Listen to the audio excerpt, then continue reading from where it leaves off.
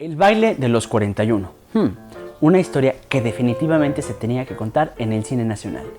¿Qué tal amigos? Bienvenidos a este video.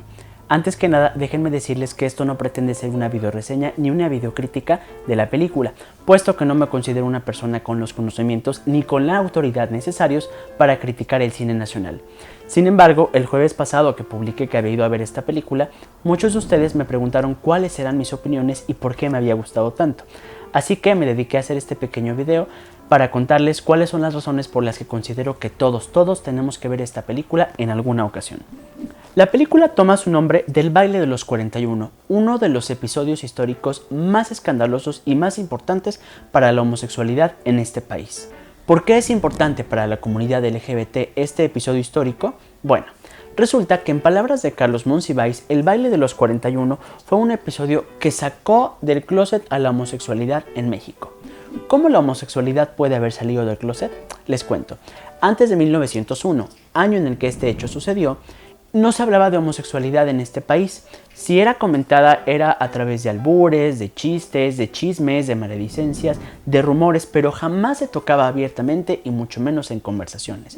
El baile de los 41, que ahorita les voy a contar de qué va, obligó a los medios de comunicación a poner en tela de juicio y sobre todo a visibilizar a las personas homosexuales y de la diversidad sexual en este país. Según Carlos Monsiváis, es a partir de este hecho que comenzamos a existir para la sociedad en este país. La madrugada del 18 de noviembre de 1901, un grupo de 42 hombres homosexuales estaban festejando en una fiesta, 21 vestidos de mujer y 21 vestidos de hombre. La anécdota cuenta que el escándalo y la música obligaron a los vecinos a llamar a la policía, quienes a primera vista no se dieron cuenta de que eran todos hombres. En cuanto lo descubrieron, los arrestaron y los expusieron a la opinión pública, al escarnio y a la humillación para castigarlos por sus faltas a la moral. La historia toma su nombre de esta anécdota y nos sitúa en 1901, nos sumerge en el mundo de Ignacio de la Torre y Mier.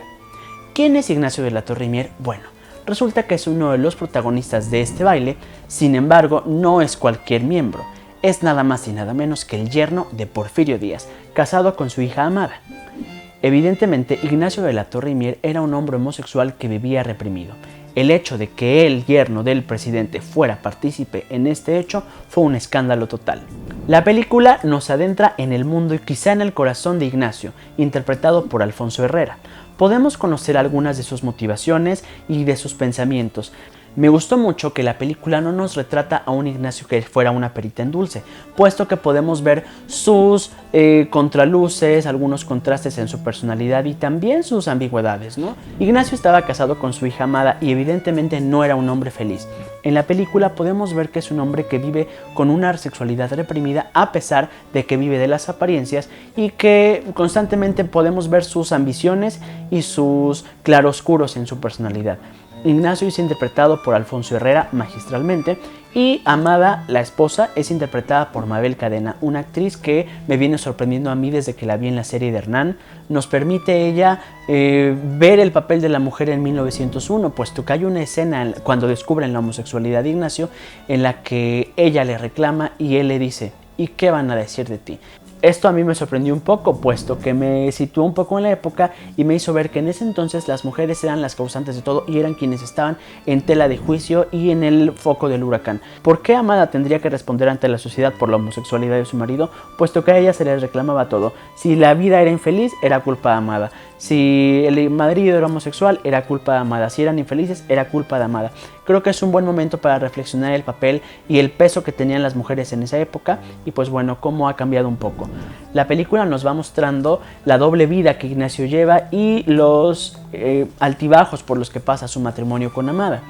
El diseño de producción es lo que más rescato de esta película. Se nota que le metieron corazón, que le metieron presupuesto y bueno, quedó un producto bastante bien hecho.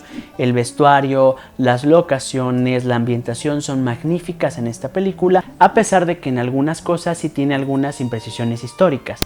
Por ejemplo, podemos ver locaciones como el Museo Nacional de Arte, que en ese entonces era el Palacio de Comunicaciones, o la Casa de Antonieta Rivas Mercado, que fueron edificaciones que se construyeron años después de esta historia.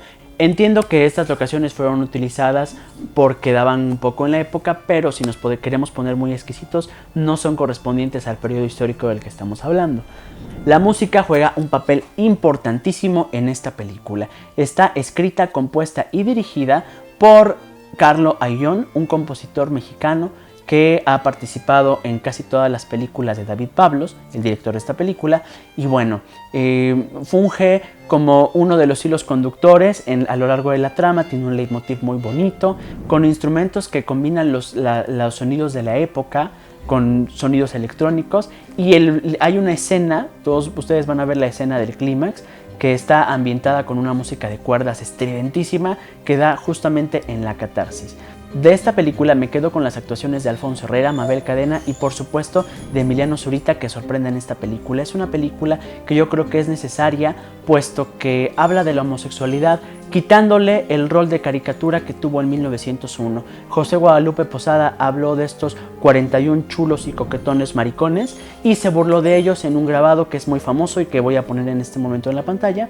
Y bueno, la película me gusta que dota a estos personajes homosexuales de la humanidad y la dignidad que requieren para vivir en un México en el cual hoy en día pueden caber. Son personajes que están humanizados, conocemos un poco de sus motivaciones. Considero que lo más importante de esta película es que nos habla de este hecho histórico que no se había tocado. Únicamente hay registros en obras de teatro, en literatura, pero jamás en audiovisual. La única referencia que tengo de este hecho en medios audiovisuales es en una telenovela de 1994 llamada El vuelo del águila, y bueno, les dejo un pedacito. Mira, Nacho, no me tomes por un imbécil, punta de maricas. Y no te me hagas el ofendido tampoco. Considero que la importancia de esta película es contarnos un hecho histórico que es necesario conocer. Las nuevas generaciones podrán conocerlo, y a pesar de que no lo hace con un rigor histórico milimétrico ni tampoco con una precisión, es importante conocer esta anécdota. Y bueno, espero que vean esta película, que les guste y que también conozcamos un poco más de esta historia.